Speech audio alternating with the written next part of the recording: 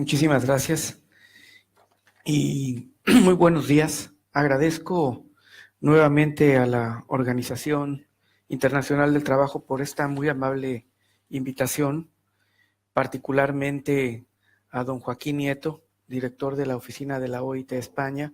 Le agradezco de todo corazón su anfitrionía. A don Héctor Rivero, presidente de la Coordinadora Andaluza de ONGs de Desarrollo. Desde luego a don Kailash Sairarti. I hope the pronunciation of your middle name is correct. Yeah, sure. Premio Nobel de la Paz 2014. Y a doña Susana Díaz Pacheco, presidenta de la Junta de Andalucía. Primero habría que decir con toda claridad para entrar en materia de esta reunión que trabajo infantil es una violación de derechos humanos.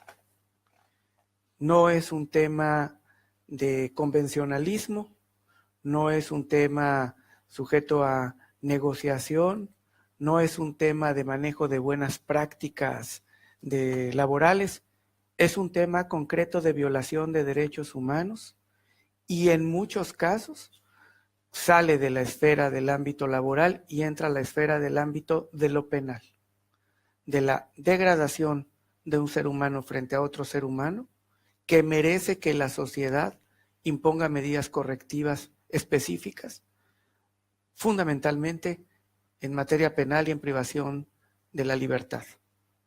Partiendo de esa premisa, en nuestro planeta, como lo decíamos en la presentación, la calca de pobreza es un tema estructural. La calca de pobreza obedece estrictamente a la calca de trabajo infantil. Si territorialmente encontramos un lugar donde se diga que hay pobreza de acuerdo a parámetros internacionales, en ese lugar habrá trabajo infantil, de distinta manera.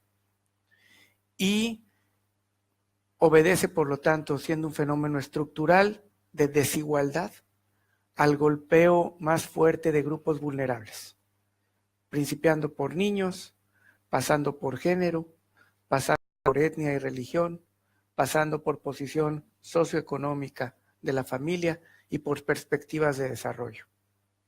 En ese sentido se inscribe también trabajo infantil en una comunión indisoluble entre posibilidades de acceso a la educación y niveles de escolaridad. El esfuerzo, repito, que ha realizado organismos internacionales, que como todos los grandes temas sociales no surgió como iniciativa de gobiernos, sino como una lucha de agentes sociales, destacadamente de nuestro Premio Nobel de Paz aquí presente, y después se convirtió esa exigencia en escucha de gobiernos, y después de escucha de gobiernos en discursos, y después de discursos en política pública armónica, que tomó organismos internacionales como la OIT y se tradujo en una serie de convenios desde hace muchos años. Esa es la historia de la erradicación del trabajo infantil. Y el enfoque hoy por hoy consiste en dos grandes ramas: su erradicación y la prevención y la extinción de las causas que generan la posibilidad de trabajo infantil en el mundo. Los esfuerzos que lanzó la OIT desde la década pasada, finales de la década pasada, han redundado desde luego en logros que no se pueden escatimar.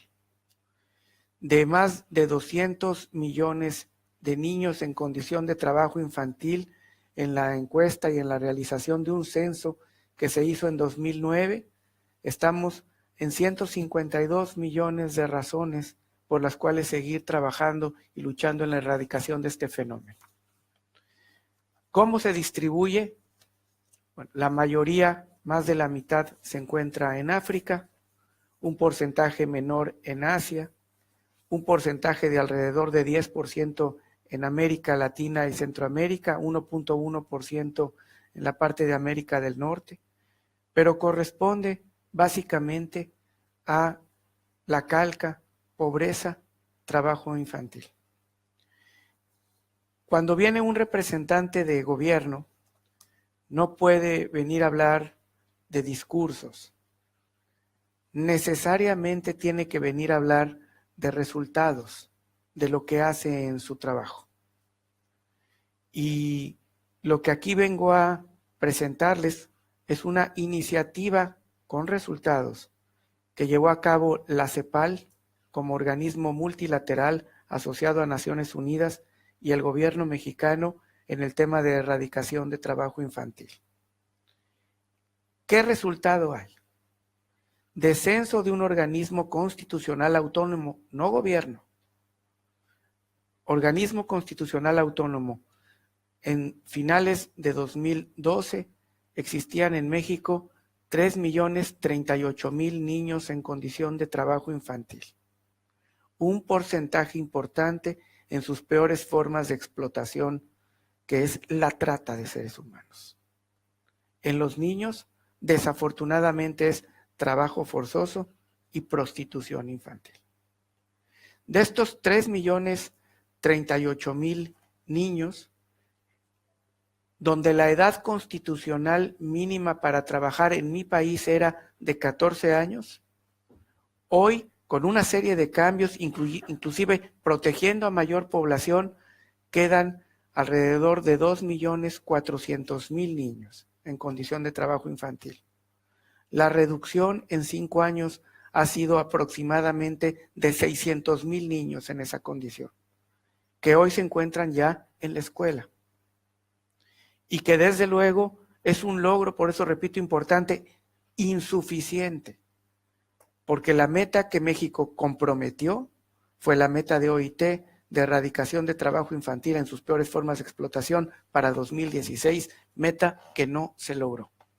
Y que ahora hicimos una meta nueva que no debe ser discursiva, debe ser de compromiso medible año con año para 2025, que como muy bien lo señalaba el director de la OIT para España, está a la vuelta de la esquina. ¿Qué hicimos durante este periodo? Primero, homologar nuestra legislación para tener la fuerza internacional de lo que México ha convenido fundamentalmente en materia de OIT, y subimos constitucionalmente la edad mínima para el trabajo de 14 a 15 años. Y con esto tuvimos oportunidad de suscribir y de ratificar el convenio 138 de la OIT, y con ello México, de los 8 convenios fundamentales de la OIT, ha ratificado 7. Y nos queda el 98, que tiene que ver con un tema de empleadores, que ya está en el Senado de la República y que, espero, es mi esperanza que nunca muere, que el Senado de la República, antes de que termine esta administración federal, ratifique y México se encuentre en condiciones de decir que suscribió los 8 convenios fundamentales de OIT. Lo segundo fue atacar el problema de manera transversal y no de forma aislada, y entenderlo como un fenómeno estructural, como un fenómeno ligado a la desigualdad, como una violación de derechos humanos que no admite negociación, y introducir la utilización de menores de 15 años fuera del seno familiar como un asunto delictivo en política transversal. De ahí que se hicieron una serie de modificaciones a la Ley Federal del Trabajo para que la Secretaría a mi cargo, el Ministerio a mi cargo, tuviera competencia jurídica para conocer de los temas, para realizar inspecciones, para generar buenas prácticas, para aumentar sanciones de manera inusitada y para poder denunciar ante organismos de persecución de justicia la utilización de menores en trabajo infantil. Se generó una comisión intersecretarial donde se juntaron a todos los ministerios que tienen que ver en la materia para que todos los programas que tienen presupuesto público que van destinados a la niñez tuvieran un componente medible, seguible y utilizable en la erradicación de trabajo infantil y en su forma de prevención de trabajo infantil. Nuestro país, México, es una república federada.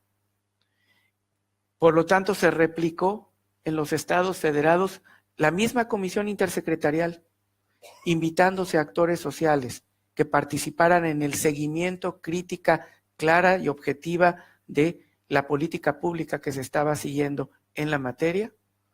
Y en esta réplica se desarrollaron modelos de intervención. Y se desarrolló también una serie de reformas estructurales que tenían como objetivo cambiar el perfil del país para los próximos años. Se modificó con ello fundamentalmente la educación en México. Aquí han de haber llegado noticias de protestas de maestros muy severas con respecto al sistema educativo, y evidentemente las hubo y las hay, porque era retomar el control de la educación pública y de permitir que la educación trascendiera hacia el resto de la población que no tenía acceso a ella.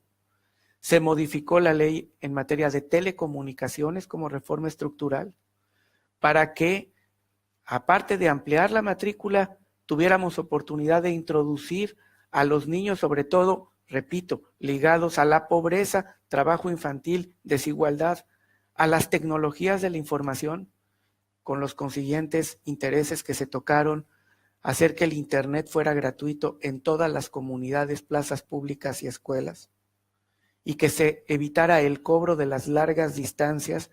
A lo mejor aquí suena eso a prehistoria, de que no se tienen cobros de largas distancias. En mi país se tenían cobros de largas distancias y se tenía el control por duopolios de las telecomunicaciones. Se modificó, por lo tanto, también los sistemas financieros. Se modificaron, desde luego, el aspecto tributario, que generó también, han de haber oído aquí, enormes críticas para hacerla más redistributiva. Y desde luego, la Ley Federal del Trabajo. No estoy hablando de reformas económicas, estoy hablando de esas reformas constitucionales en su incidencia en el trabajo infantil y en cómo en materia de presupuestos públicos y de obligaciones concretas de instituciones se tenía que medir la erradicación y la prevención de trabajo infantil. Bajo este parámetro, donde sí hay resultados, 600,000 niños menos, con una ampliación de la matrícula, con una ampliación de la población objetivo a proteger, con un aumento en la matrícula escolar medible, con una educación de mayor calidad, sobre todo en las zonas económicamente más deprimidas del país. El resultado sigue siendo insuficiente. No se cumple bajo esta inercia el compromiso de 2025, por lo que se desarrolló una nueva estrategia de enfoque, mucho más regional y mucho más específica, para saber que aún dentro de los lugares de no pobreza hay trabajo infantil. La calca va más allá. Puede haber una comunidad donde aparentemente no tiene índices de pobreza y tiene trabajo infantil, ya sea en el campo o en ciudad. La estrategia está focalizada a la intervención específica en estos lugares y modelos de rescate de niños. La inspección va más allá, por lo tanto, del centro de trabajo en materia laboral. Hay facultades para ir hasta la casa a preguntar e indagar si efectivamente hay trabajo o no infantil.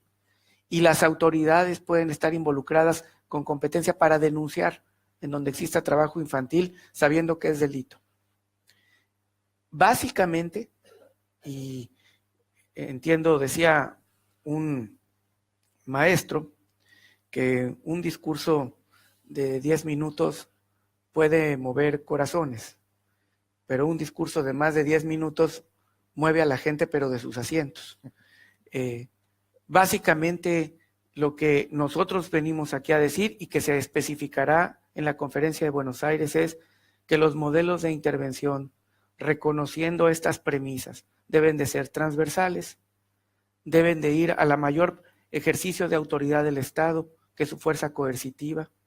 Tiene que estar apoyada en sociedad civil, que es la precursora, impulsora y promotora de condiciones de igualdad. Tiene que estar aparejada a educación, tiene que estar aparejado a una distribución más equitativa del ingreso, y eso solamente se da con una redistribución en los gobiernos de condiciones fiscales y de condiciones económicas para el aumento de los ingresos y el aumento de la redistribución de la riqueza, y tiene que estar desde luego acompañada de esta política transversal que permite el acceso a niños a una historia de vida distinta, la educación como medio de permeabilidad social. No tiene que ver con decretos, no tiene que ver con discursos, sino van acompañados con esfuerzo. El esfuerzo tiene que ser medible, tiene que ser de resultados, y la OIT nos ha urgido a que cambiemos y profundicemos en ciertas reglas de intervención si queremos cumplir las metas de 2025, y por eso desarrollamos este modelo que se llama, repito, Predictor. Al principio nos habían dicho que se llamaba Predictor, que es un nombre poco afortunado en mi país para poderle a un programa tratándose de erradicación de trabajo infantil. No sé si en España el nombre suena también con una fuerza. Lo cierto es que el nombre tiene una idea fuerza muy importante, a nadie se le olvida. Pero bajo esta perspectiva solamente queda una gran preocupación global que quisiera aquí dejar y transmitir. Desde 2008 y la crisis del 2008, el planeta no tiene tasas de crecimiento como las que se tenían antes de 2008. Eso significa que el gran problema de los próximos tiempos y años es el empleo. Ante toda actitud xenófoba, México la está sufriendo. Estamos en una amplia renegociación de la zona comercial más importante del planeta, donde nuestros socios no se sienten cómodos, algunos de ellos equivocadamente y de manera muy agresiva. Detrás de toda esa actitud, lo que hay es un tema de empleo. ¿A dónde se fueron los empleos? ¿Por qué en mi país ya no los tengo? Esto, en la estimación más conservadora de OIT, en las 15 economías más importantes, significa que en los próximos 5 años habrá entre 5 y 7 millones de desempleados, de gente que hoy tiene empleo y que no lo va a tener.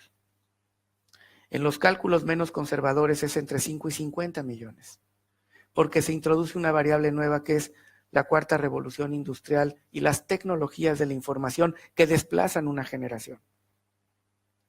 Si el mundo no crece económicamente, si no se toman las medidas adecuadas, y si la premisa de la cual inició esta conversación es que pobreza y el mapa de la pobreza coincide estrictamente con trabajo infantil por ser el grupo vulnerable más inmediato y más vulnerables de todos los grupos vulnerables, y seguimos en esta condición, los logros que se tienen hasta el día de hoy están en riesgo. Ya no es un tema de continuar el esfuerzo, sino de no perder lo ganado.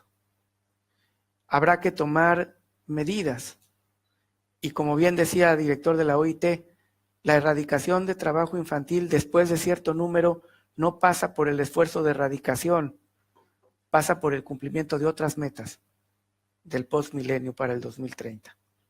Y una de ellas es crecimiento económico inclusivo, pisos de protección social, que evidentemente tienen un componente de prevención de trabajo infantil al margen de su erradicación. Sería cuanto. Muchas gracias por su tiempo y muchas gracias por la invitación a OIT de nueva cuenta y a la Junta Andaluza.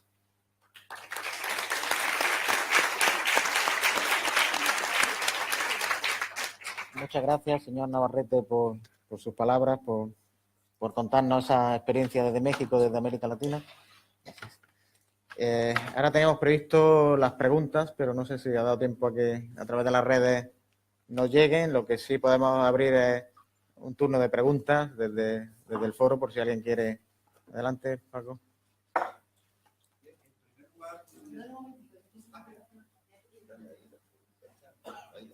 Están ya ahí, ¿no? Lo que pasa es que yo no las veo.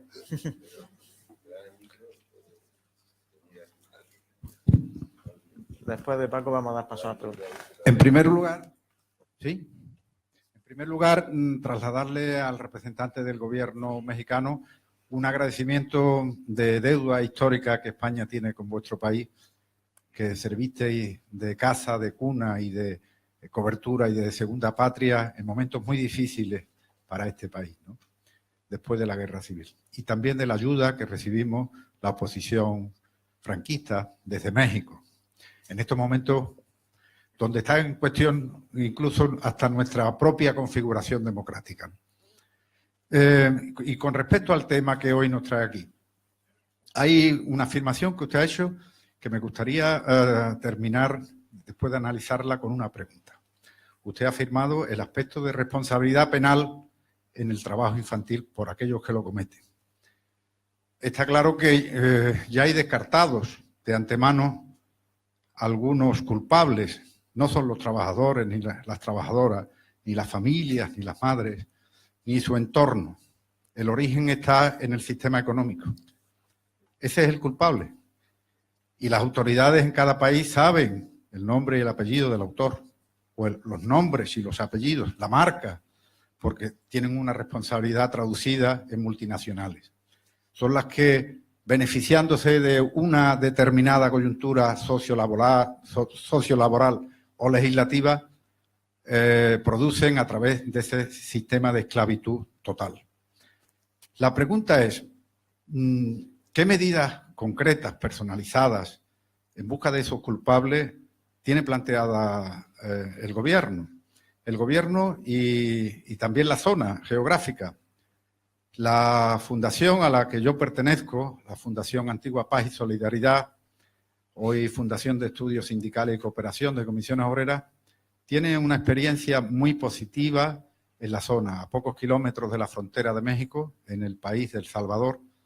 Hemos puesto en práctica un proyecto financiado con la solidaridad de los andaluces, del gobierno de Andalucía, que aunque es pobre esta región es solidaria, y como ha ratificado la consejera y ratifica también el propio director de la ASI, pone en práctica esa solidaridad financiando proyectos que no solamente atienden a necesidades emergentes, sino que van al fondo de la cuestión.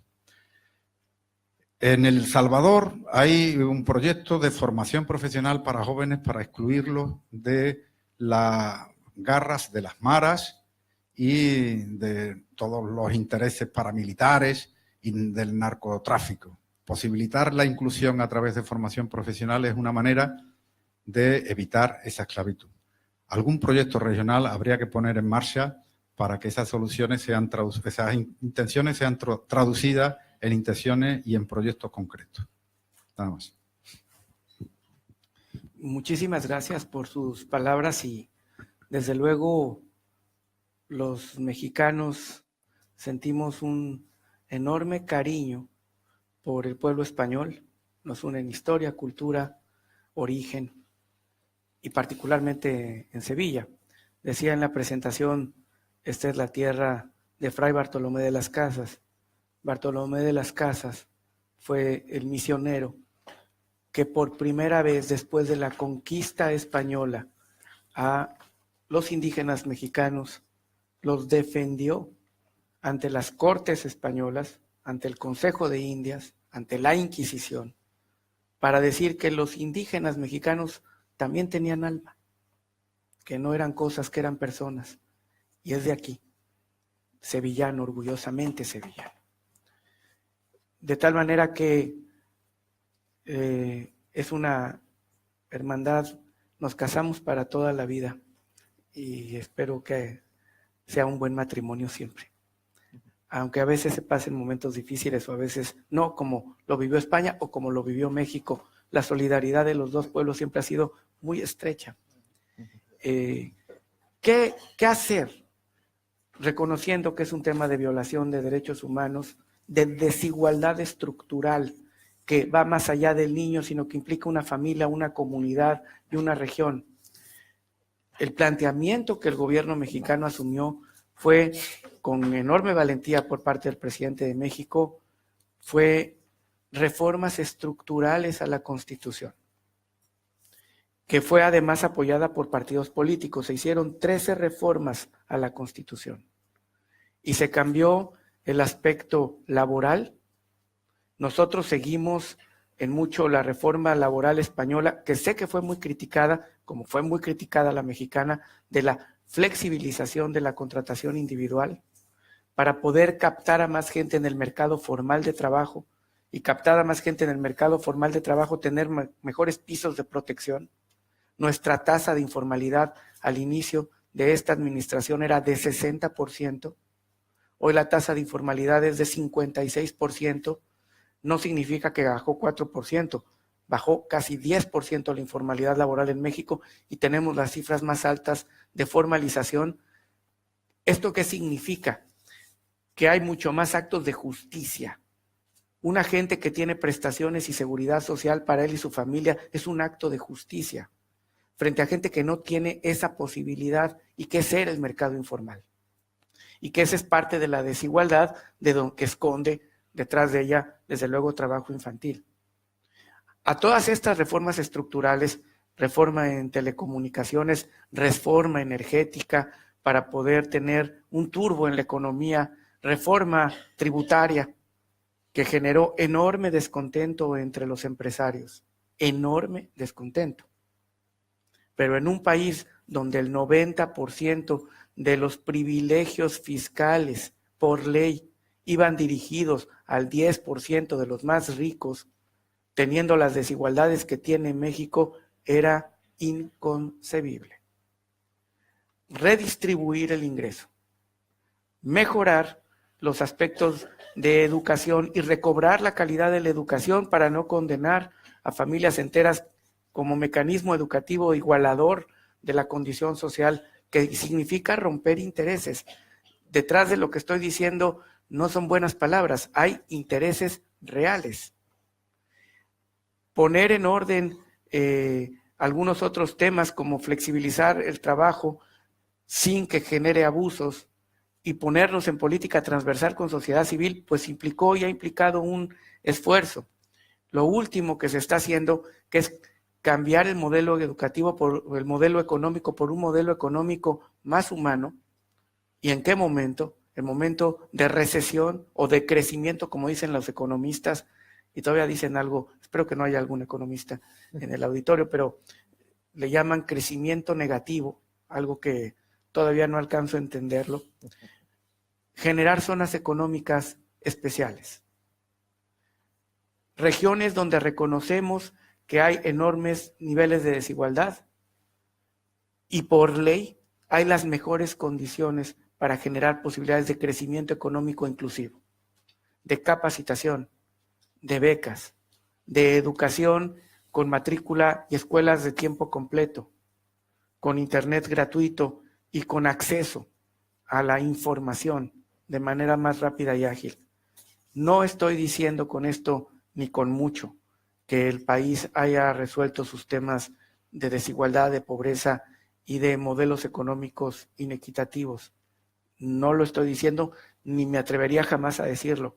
Hay profundísimos retos en el país y grandes sectores de pobreza y trabajo infantil ligado al campo fundamentalmente, a desplazamiento de comunidades enteras para las épocas de temporal. No se pueden quedar los niños en un lugar, se desplazan poblaciones enteras a otro estado, por lo tanto no existen en el otro estado porque no hay registros, son explotadas y después las regresan a su comunidad y no pasó nada. Y los gobiernos se vuelven omisos porque voltean la cara hacia otro lado y ni quien se entere de lo que ahí ocurrió. Pues ponerle la lupa al tema tiene desde luego una implicación importante social y un acto mínimo de justicia, y la mejor manera de hacerlo es a través de figuras delictivas, no de sanciones económicas, que son manejables. Estos son algunos de los aspectos que se hicieron en el país y que desde luego ofrecen resultados satisfactorios, insuficientes para las metas que el país comprometió y que estamos decididos a cumplir a cabalidad en el 2025. Bueno, volvemos al sistema a través de redes. Ya tengo algunas de las preguntas que se han formulado que le paso a comentar. Preguntan cuál es la participación que usted ve a la sociedad civil para actuar en educación y que pueda ser en políticas públicas sobre trabajo infantil. Esa es la primera. Ligada a esta, o relacionada, ¿Cómo se puede convencer al sector educativo de que el trabajo infantil es un obstáculo para el ODS 4 de educación? Y ya entrando en otro tema, ¿qué está haciendo México para enfrentar la crisis migratoria que expone a los niños y niñas migrantes al trabajo infantil? Con todo gusto. La sociedad civil es el motor fundamental de los cambios en materia social. Yo estoy convencido, es una reflexión personal, que en materia de cambios sociales que implican trastocar intereses que se consideran culturalmente aceptables, no surge como una iniciativa de los gobiernos, siempre ha surgido como una exigencia, empezando por una lucha de la sociedad civil y de destacados personajes en esa lucha, como nuestro premio Nobel aquí presente. Y que, por lo tanto, son el motor fundamental del cambio.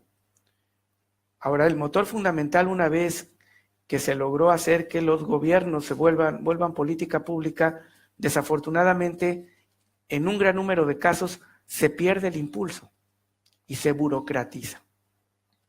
Por lo tanto, el papel de la sociedad civil tiene que ser participar en esa toma de decisiones y de ejecución de los programas que permitan desburocratizar la aplicación de presupuestos y de política pública y sobre todo de tener un evaluador permanente. Riesgos sí. No estoy hablando en particular de mi país ni de ningún otro país, estoy hablando en general. Los riesgos siempre son la cooptación de los grupos sociales como parte del sistema burocrático en la implementación de un programa y se pierde el propósito original. Pero ese riesgo es preferible correrlo con mecanismos de equilibrio a caminar en paralelo y no resolver los problemas. La sociedad civil, repito, se vuelve fundamental. En tema educativo, pues lo primero es poner a cada quien en el sitio que tiene que tener. Y la política educativa es una obligación de los estados, sobre todo aquellos estados que son estados laicos, que son estados con educación pública y que son estados con educación gratuita. Y que esa es también una definición. Y que ahí tiene que ser de contenidos, de obligatoriedad a que todos tengan acceso a la educación y de adecuación a la regionalidad en la cual se imparte, en la que se le permita la convivencia a los jóvenes entre educación-trabajo, entre educación-vocación productiva y en educación privada, en educación básica primaria, meramente educación con protección social, fundamentalmente a través de la salud y la alimentación. Y son programas compensatorios. En términos de la crisis migratoria, pues es parte del fenómeno. Cuando las sociedades son asimétricas y hay desigualdad económica en los pueblos, lo que vamos a tener a nivel regional se llama migración. Sea migración interna y se crean grandes polos de desarrollo, fundamentalmente de ciudades con círculos de pobreza suburbana, si es que no alcanza el modelo a absorber la migración interna ante la carencia de oportunidades, o migración internacional, como la que vive Europa o como la que vive mi país, que es un país de tránsito, de destino y de expulsión de migrantes. Y fundamentalmente tiene rostro de niño y tiene rostro de mujer. Nosotros tenemos en este momento una dualidad. Por un lado tenemos una alta migración de Centroamérica al país, donde se repiten posibles fenómenos de explotación de migrantes que llegan en una condición de desventaja buscando empleo y que por su condición de desventaja pueden ser explotados más que los trabajadores mexicanos explotados en sí mismos si no hay un buen programa de protección social. Y por el otro lado tenemos un tránsito de país hacia los Estados Unidos de Norteamérica como principal país receptor de población migrante prácticamente en el mundo, donde las condiciones en este momento son difíciles y los resultados paradójicos. Ustedes seguramente habrán oído que el discurso del gobierno norteamericano es un discurso severo contra la migración, contra los programas de visa, de entrada, contra la retención de trabajo, la reevaluación de todas las políticas y pactos comerciales, hacerlos bilaterales y no multilaterales, en función de intereses propios que el gobierno mexicano no puede juzgar, sino respetar y pedir que se nos respete. Pero el dato es paradójico. Ustedes saben que desde hace más de 10 años el saldo migratorio neto de mexicanos que ingresan a Estados Unidos frente a mexicanos que regresan de Estados Unidos a México es deficitario. Hay más mexicanos que regresan a México desde hace más de 10 años que mexicanos que ingresan a Estados Unidos. Voy más allá.